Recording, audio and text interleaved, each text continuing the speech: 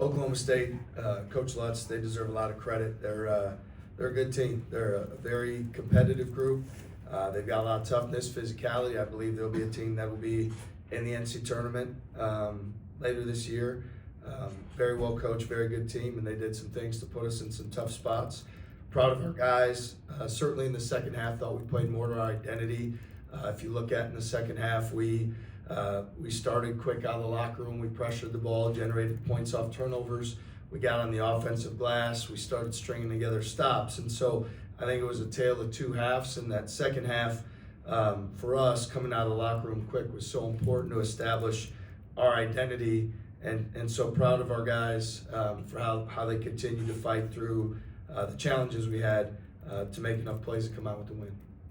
Something you hear from highly ranked teams over and over again is about how you're getting teams' best shot. Is that something you feel like you guys are experiencing right now? Yeah, I mean, I think, look, we have great coaches and great players in our league and great teams. So, like, I think that could be part of it. And I also think, like, they're highly competitive teams and programs. We play in the best league in the country, so it would be natural that every night out those teams want to be at their best. But certainly there's a psychological effect when you look at a number next to a team's name and added motivation. I think, again, we came into this with a tremendous respect for their team and what they've accomplished so far as well, because we knew they were a good team. So we'll just continue to prepare, and whatever the other team in terms of best shot or whatever it is, we'll be ready for what comes our way.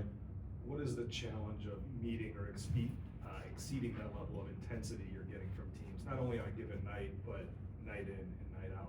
Like, how did the guys do that? Yeah, I think, we try to build a process. It starts in the summer that, is a group that's really connected, knows how to fight through adversity.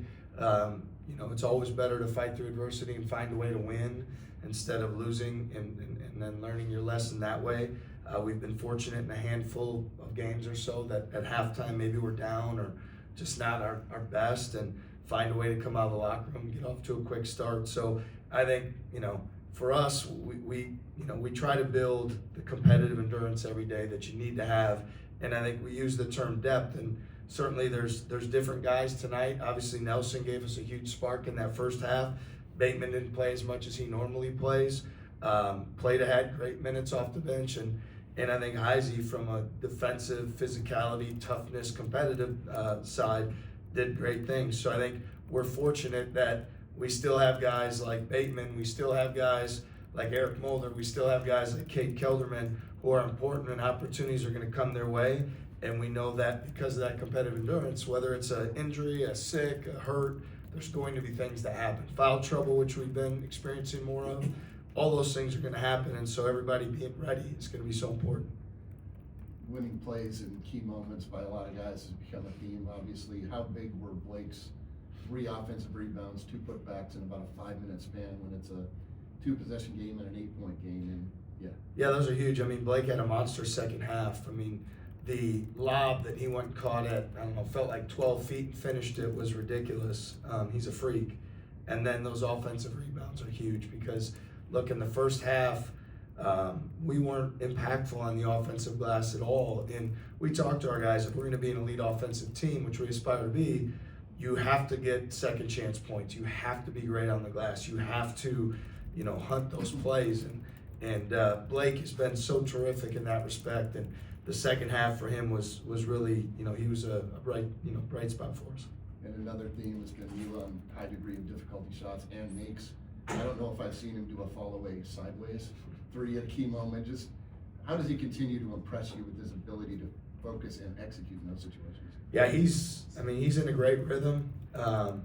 His shot difficulty today was those are all really hard shots. They did a great job of kind of staying home, and he and I have been talking about continuing to find solutions together when teams have a certain plan, whether it's screening, transition, all those sort of things. But he made 3 of his shots, I felt like, today. And like you said, the one on the side out of bounds, but he had some others. And I think, like, where I'm really happy is his aggressiveness, even in transition, when he got the 3 free throws, that really kind of got him going. When he saw it go through, I think that was huge. TJ here in the back.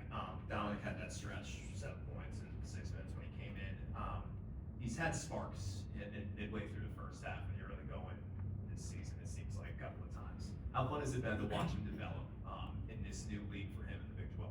Yeah, no, it's terrific. I'm really proud of Dominic because, like, he's been so impactful when we've called his number and gone in there against Mississippi State. We had a huge run before half against Purdue. He had a huge run before half today. He had a huge run before half. I mean, he's so dynamic and he can get the game going his way in transition. And so he's got tremendous character. He's a worker. I'm sure he wants more opportunities, and playing like he did today, you know, I'm a captive audience because he brought great energy and a huge spark to our team. And I give him all the credit because there's, you know, a couple games he didn't get any opportunities, and he kept working and he stayed the course, and now opportunities are starting to present themselves. And not only do they present themselves, he's playing extremely well and impacting winning. So I thought his run towards the end of that, or at the end of that first half, was really a huge impact on our success for the game. What about the matchup with Fala inside and how difficult that was, and maybe what you guys can pull away from that moving forward? Yeah, I think he does a great job because he's so wide. His ability to screen and then make plays out of the short roll, the pocket, where he can make decisions. He's strong getting to the rim. He's a good passer out of there, and then he's a good finisher. And you know, we made some adjustments at halftime, certainly, to try to prevent that play from being there as much because he was so effective and he was so physical. So, you know, credit to him. He's a really good player. He brings a physicality to the game, and he made a lot of great plays for them. And then with Oklahoma State, what's made them, you saw it again today with a close game, what's made them such a tough matchup for you guys, and the style of play they're bringing this season, has that kind of been similar to what they've brought in the past? Well, I think Coach Lutz, you can tell his imprint on the program and the success they're having this season. They're a very well-coached team. They're a team that does a great job attacking the paint, getting to the foul line. You know, they're a low turnover group. They're a team defensively that really tries to keep the ball out of the paint, which for us is makes it a greater challenge. We really try to take pride in controlling, you know, getting to the paint, attacking the paint. So, and again, he's got veteran, older guys that appear to be very coachable and buying into what they're doing. And like I said earlier, he's doing a fantastic job, and I think they'll be a team that'll be in the NCAA tournament. I know when we go back down to Stillwater in a few weeks, it's going to be a heck of a fight. TJ, what is the key to getting your team to create its own flow or rhythm in a game where there's so many stoppages or the refs are calling a tight one with 56 free throw attempts between both teams? I think more than anything, you have to create your own momentum and rhythm. And I think we could have done a better job pressuring the ball in the first half and trying to have us dictate more, and maybe some of those passes and things and drives are under a little more duress instead of having a level of comfort and being in space like they were. Because what happens for us is when we can get our opponents to take long jump shots that are contested, or if we can get a hand on a pass that allows us to go in transition, and you know, that's where we're at our best. So I think we have to be more intentional at all times to pressure the ball, guard the ball, try to generate deflections, and score off of our defense. In the first half, we never had a stretch where we had 3 stops in a row, which is something we really try to push for and work on. In the second half, it happened 7 times. So I think it's more of a defensive intent that we need to have. You've talked so much about toughness in the past. How do you guys go about fostering mental toughness, and how proud are you of your team to respond from maybe not playing your best early in games the last 2 nights out? Yeah, I think, you know, mental toughness really is more about, you know, the choices that you make and the intentionality with how you make them. And so we try to build a system of structure and discipline and accountability for the young men in our program so they can elevate themselves and be successful through the hard work that they do.